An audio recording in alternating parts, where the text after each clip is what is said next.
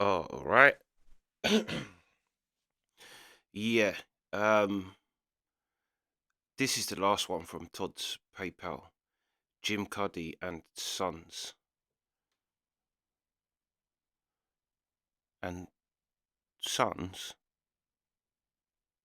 Oh, he's just got a different name then. All right. But yeah, I I guess it'd be a bit like that Osborne's podcast. I'm guessing. But yeah, anyway, let's go. So Right on. welcome everybody. Thanks. for having us. Oh, someone Let's actually. start with this tour. This isn't the first time you guys have toured together. I think maybe I'm wrong, but first one was 2018. Yeah, I The think so. boys, both the boys joined me on my solo tour, but this is the first time that the three of us are touring as a unit. And so that's it's new for us. Okay. So when you started out, where was the first place you played? Me, Yes. the first place I played professionally would have been in on the Bay in Picton. So I would have been in university, and the guy hired me for, I don't know, $25, and I would come there, and it was a very bizarre gig because I walked in with my guitar, and there was just a big pub. I said, "Well, where do I play?" And he just pointed to the fireplace. He said, "Over there," and there was nothing there. There was no stage. There was no lights. There was no microphone. He just wanted me to go over and move the people out of the way and just start playing. So in terms That's of about as that, rudimentary as it gets. but I'm wondering because now with Devon and Sam, because of your dad, where's the first place you guys played? Well, Oh, I went to school for music, so I would have done it at York, but really it started at the Cameron House in Toronto, which is a small bar Okay. down on Queen Street, and it was a good musical community that kind of grew up around uh, the time that I was hanging out there, new sort of ownership, and it is actually a club that has been around since the early days of Blue Rodeo as well. So it's been a stomping ground, intergenerational stomping ground, I think, in Toronto. Was Sam? that your first? Was that your first professional gig, Devon? Wasn't it at the No. Dakota? yeah, your first year was at the Dakota out If Well, we I can played correct your bio. there. I played, well, you know how that is. I played at York. We played different little gigs around. For money? Um yeah, not Oh, a lot. oh, Doesn't goes matter. without saying. Sam, where was the first place you did? Jim Cuddy, he's like a proper dad. Like, he ain't got a clue. Right. Because he said it in the other interview as well. He's like, all of a sudden, my son's just coming out with these songs. He's like, I was thinking, where'd you get them from? You live in my house. But that's just such a dad thing. Like, to just not have a clue of what's going on ever. Do you know what I mean? They get the information from the mum of what they need to know, and then they're happy with that. But he's like, for money? Ah, like, it's his son. But yeah. First gig was at the Cameron House. We played 8 p.m. slot, I think, in a while ago now. But yeah, that was where our first show was, and still most of our shows have been at the Cameron. Although since Devon's first show at the Dakota, he's played a lot more at the Cameron. So obviously you're all musical, and in terms of kind of getting together in 2018, that was kind of helping. Now it's sort of sharing the limelight. How is it different now than say when you guys first started out running around together with your dad? That'll be interesting because we'll have to see. Oh, sorry, there's some construction happening across the street. This is very Canadian. It's all good. I think they're putting in AC or something. But I guess we'll have to see because we've never done a tour all together. Although we've done a lot of shows and charity work for this company, Canada's Great Kitchen Party, where we do kind of shows where we split it up, all play our songs. So I think because of that, we're a little more prepared for this. But I think it'll be unique to see when it's just the three of us doing full shows together, how that will ebb and flow. But makes it exciting for the first few. Because I wanted to ask, I kind of joked before we started the interview that why aren't you guys living in your dad's basement? So now, are you sharing a hotel room? Oh God, no. No, this will be like, I mean, we'll be staying, there's small rooms, we'll be staying in small hotels or motels.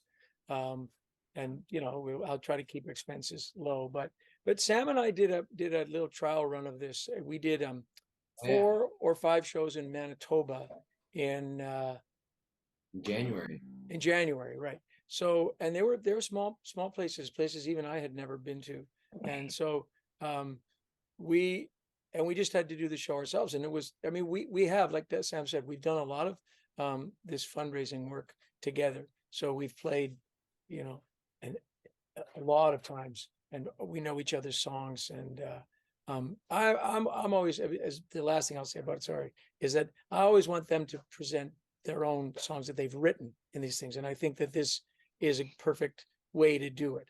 It's more of a songwriter's showcase than it is, let's get everybody up and bumping. So that's the purpose for me of this tour. How are you feeling about it, Devon? I'm excited. Yeah, you know, we'll rehearse and then it'll go great. Why is everybody laughing when you say that? Unclear. No, didn't I you, just think we Teresa, have to create. didn't you notice some trepidation in his answer? No, we'll survive. And No, I just think we're gonna. A lot of what we've done is throw and go, and now we're gonna kind of build a show as the three of us, and that part will be new, I think. And so that's something I'm more excited than you and know than and I anything wonder about it. too if you're going to see an organic change to things. Like the feeling of that first show is going to feel totally different than you know, that 15th show or that last show. So how are you guys going to kind of manage that whole relationship thing with the whole music thing and the traveling thing and being out of your element thing, and still be a cohesive unit when you get to the end? Because I can't imagine traveling with 2 of my kids and actually having them work with me every single day for a long period of time. But it'll Well, be we have actually done it a bunch. We oddly, because of this charity work we do, we spend a lot of time together. Usually in the spring we travel and we can spend upwards of, I think this year we spent 6 weeks every day together over a 3-month span. So we so really you got the kinks ran out it all in. already. Yeah.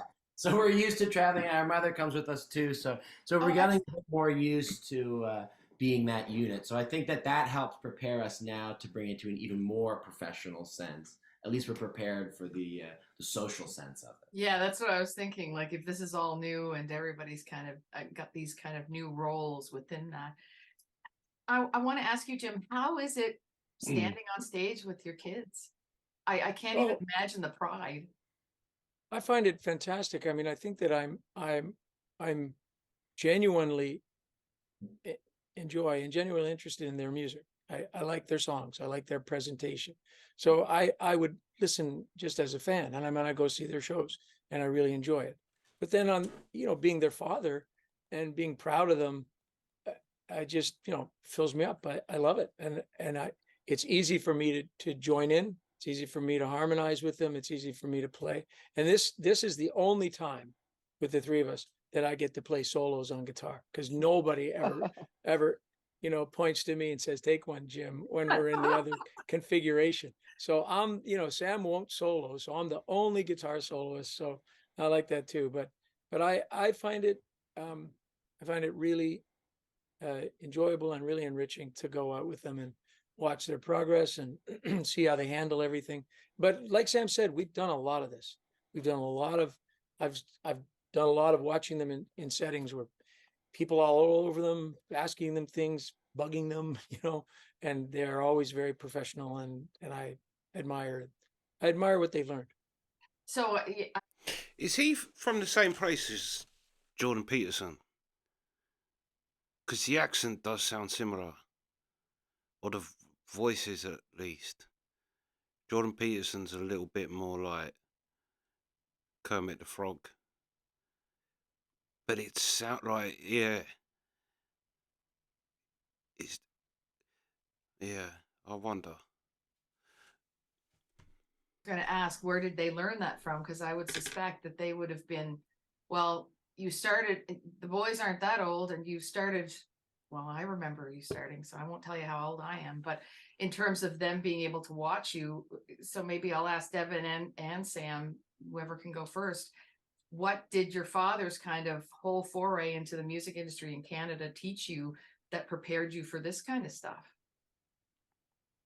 Everything, really. I mean, that's our knowledge base on it, is seeing not only people of his level, but all these others that were able to be musicians as a living, and how to kind of navigate that world of, being a musician, having a family, doing whatever your life is, and mixing it all together. So I mean, I think that becomes inspiring to know that there's many paths to being a career musician. um, And how to deal with the public, and how to exactly, yeah. present yourself. How to be generally kind, I guess, really. Yeah. Be Canadian. Exactly. Canadian of you. Yes, there you go. I went through and did some stuff, digging yesterday and today, and have some things I'm going to ask each of you. But I have to say, there was a couple of things that I found, which was really interesting. I think it was like a 2011 interview, I believe. I think it was 2011 with Toronto Life. And they gave you the Jim Cuddy song. Sorry, it was it was like the top 10. There it is. It's the top 10 things. This was in 2011, that you can't, that Canadian rock icon Jim Cuddy can't live without. So I wanted to see how some of those have changed. Do you even remember that interview, Jim? Sort of. One of the things it asked is, your top 10. The number one was skates. Number Folded one. skates that you had. Yeah, it was number one. Wow.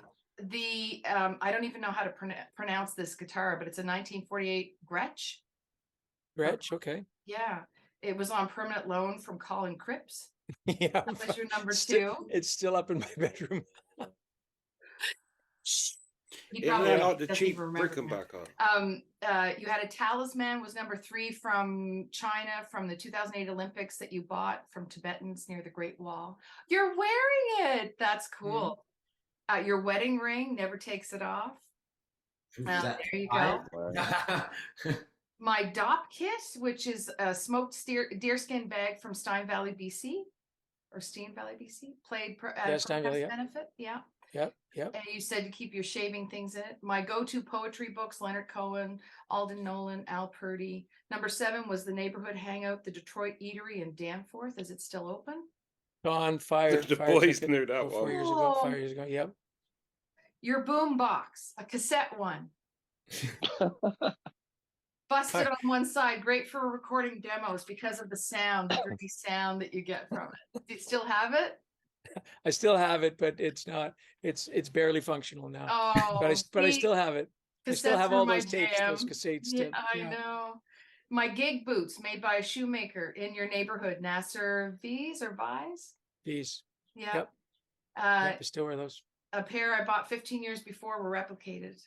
And you called that a guilty pleasure. The only thing that you've ever done that's really kind of star-ish, where you had shoes made just for you. And your wine collection was number 10. Number 10. All those things are still the case, although I've indulged myself more since 2011. So Right. yeah. What kind of dad is he, Devon? Supportive, obviously, as you can see in this setting, and very encouraging of our music, and probably would have been no matter what path we decided. But I think he's happy that we decided on this path. I'm sure he is. Sam? Oh, the same. I mean, honestly, encouraging and supportive is truly the best part. I have a lot of friends, people I know, and especially in the music industry, you meet a lot of people whose parents are not okay with what they're doing, and that they would have more clear paths. And just like both our parents were very, do what you want, like find what you want to do and enjoy doing it. That's what both of them do. And so we were lucky to be surrounded by that, to allow us to choose what we want. That's our right. sister got 50 things in her life, so she really grabbed hold of that. And Jim, what kind of boys are they? What kind of sons are they? Well, they're, you know, in many ways, they chose their paths individually and without any advice from their parents. Both their parents are artists, so obviously the way was at least presented to them, but they did it all on their own. And I've always, you know, sometimes they muck around and their mother talked to me and says, you know, they're doing. I said, they never have let us down. You look at the way they act, look at the way they, I think they both realize that when you get on a stage, you have a responsibility to perform properly and as well as you can. And there's lots of people for whom that's falls by the wayside if there's a lot of drinking or smoking dope or whatever. And so I admire the professionals that they have become. I admire that they take their job seriously. And obviously, we're in the entertainment business. So there's a lot of joy that goes around it. And I don't want to forfeit that or shortchange that either.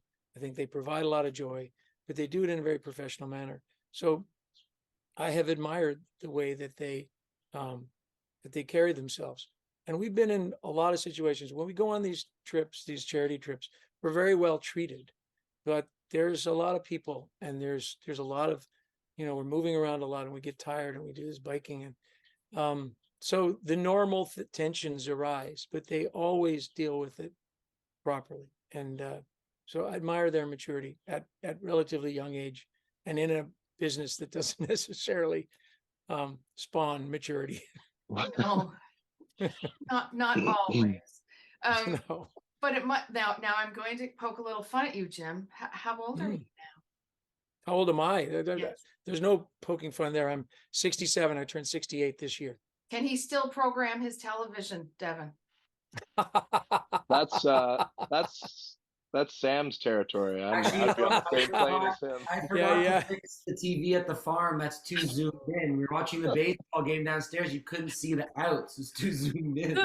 Yeah, but you were supposed to change it and you didn't. I forgot. So here's my question. It's not going to be easy. When you go to try to do it, you're going to find there's something wrong with the mechanism. You won't be able to do it.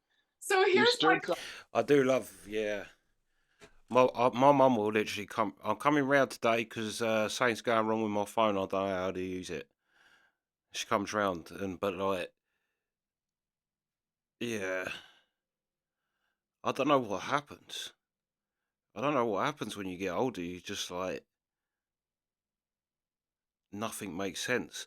But then, yeah, I remember it like even teachers, when they would bring the telly in, it would take them about half hour to get the telly to work. Like they just like they're baffled by it.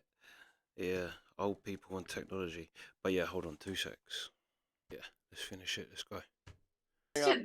How much is this Dad taking along the boys, or how much of this is the boys making sure Dad can get from A to B, knows the GPS, that kind of stuff? That's my question. Terrible. Well, we'll see. Well, I teased them about living in your basement. I had to tease you about possibly not being able to program your television, but it was a good one though. You picked the right one. In terms of going to these little places and the intimacy it provides and getting to know the people that are in love with your music, what is that going to feel like for you? Gentlemen? It's great. It's always a great feeling, honestly, when people like your music. I mean, that's part of the goal. I mean, the one that allows you to do it professionally. And it's always a good feeling when people are inspired or have a nice story about it. And I think that's another really positive thing about being a musician is you get to hear how it affects people's lives, even when you're, you know, a small starting out artist like us. It still makes a difference to certain people. There are always people that are as big a fan of you as, you know, many are of superstars. So it's nice. But you're going to be up in what I'm talking about is the small venues. Like there are times that some people are going to be close enough that if they just reached a little further, they could touch your leg, kind of thing. That's no bother for us. We play at bars. People do touch your leg because they are. So we're a little more used to it. If anything, I think that the more surprising part for us is that everyone's sitting there listening quietly. So you're a little more on because people can actually hear when you're speaking. That becomes a practice for us. But yeah, because I would think though, well, maybe it's only for your dad, but for Jim you played some huge places, and now you're going to be playing some smaller places that, you get to see somebody's face, up close and personal as they're listening to you, and whether or not, that feels different, or if that's something you really find, filling to do these smaller venues. Just, I think that one of the great things about the venues we're going to be doing and this whole tour is that it will be an appreciation of the songs we've written. And, songs they have a long life, and we treat them sometimes casually and sometimes preciously, but you don't always get the opportunity to present your songs. You get a lot of opportunity to entertain people, and that's great. But to present your songs and have people listen, and to have people respond to whatever is being talked about in the songs, maybe to have a little talk before the songs, I think that can be really rewarding. So I think that that's what these places will provide us with the opportunity to do. Okay. All right. So I'm going to do this and see how well your sons know you. We'll do Okay. some multiple choice. So your dad's song was used in the 2002 documentary Ski Bums. Which song was it? A, Disappointment, B, Whistler, or C, Trouble? Whistler. Whistler. That Yeah, seems like it's Whistler because it's ski. I thought maybe. Ooh, that's So a tough one. what year did your dad appear on the CBC radio program Canada Reads? Was it 1998, 2002, or 2004? 2004. 4, 2. 88. Which is it, Jim? Do you know?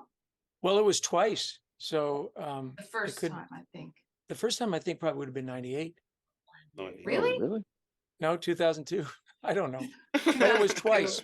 No one knows. 2002, because then I would have then they had That's the the- champions. That's the year you Champions back. won. So it was after, I think, that because Oh you my God, won that was that that long year. ago?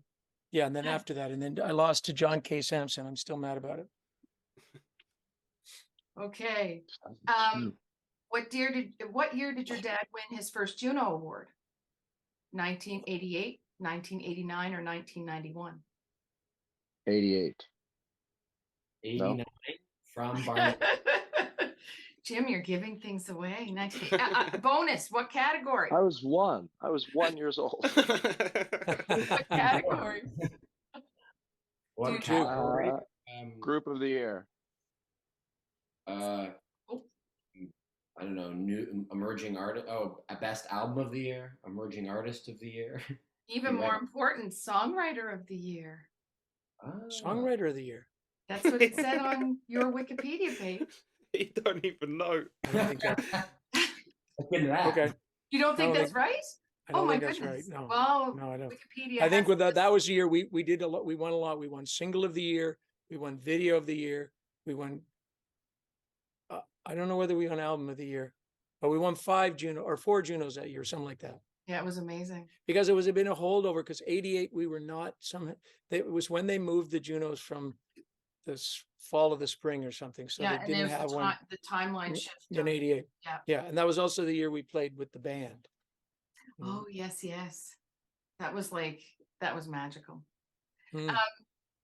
So that's the only questions that I had. But when you did an interview with the Ottawa Citizen back in, I wrote it down. I think it was 2018. They called you the Kevin Bacon of Canada. 6 degrees. Oh, because the 6 degrees of separation. separation. Oh. So I how see. much is this kind of going home for you, like doing the tours? How much does this feel like the beginning? Well, no, it doesn't, because Really? it's not because starting out as a group is a lot different than starting out as an individual artist, and starting out as a group is hiding yourself in this band of musicians and going around, celebrating things together and suffering the defeats together too. So And I'd imagine that it wasn't a big transition for him to be solo because people already know what his voice sounds like. That's what Noel said when Noel released a solo album. He's like, I'm not really that worried about it because people already know I've sung on every Oasis album, at least one or two. Like, people know my voice, so it doesn't really matter. People know my voice if they like it. So yeah, I think it'd have been easier for him. And like Noel says, it's like it's different for him, say to Slash, because people don't know what he sounds like as a singer. But with him, people know his songwriting, they know his voice. So yeah, I'd imagine it was quite an easy transition for him. No, this is very different. This is something I've really sort of embraced, for me anyway, in the last 10 years, is these songwriter circles and playing places where people are appreciating songs. And of course, having played with the two boys for the last, I don't know, 12 or 15 years, we've done a lot of playing and appreciating each other's songs. So it is different. It's not really returning to anything as much as it's actually breaking new ground. There's lots of places I'm going to go that where I don't believe I've ever played in Bristol. A lot of places I have played, but probably not the venues we're going to play. Yeah, the Bristol one here, you're going to be in a church. Yeah, that's great. Yeah, it's really cool. It's been transformed into an art space. But so are you looking forward to those little places? Are you going to be going and getting ice cream or I don't know what you used to buy at the diner on Danforth, but are you going to be trying poutine in 12 different locations? I think Yes.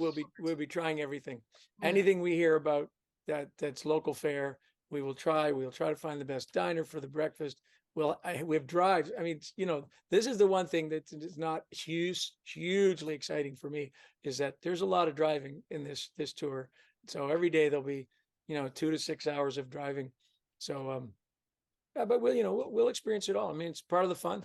Yeah, for sure. Thank you so much. We look forward to seeing you. We've got 2 shows in our region, and we'll make sure to put up all the listing of the shows. But welcome to the Maritimes early, and we'll look forward to seeing all of the lovely reviews of the shows as they come through. Thank you very And much, Teresa. good luck. Thanks, fun. Teresa. See you. See you, lads. See you in a minute.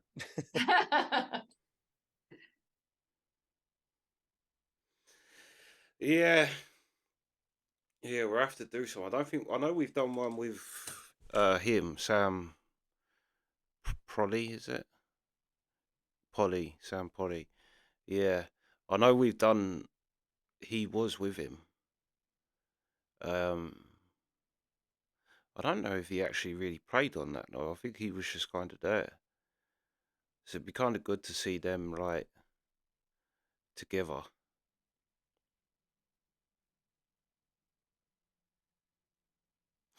Although,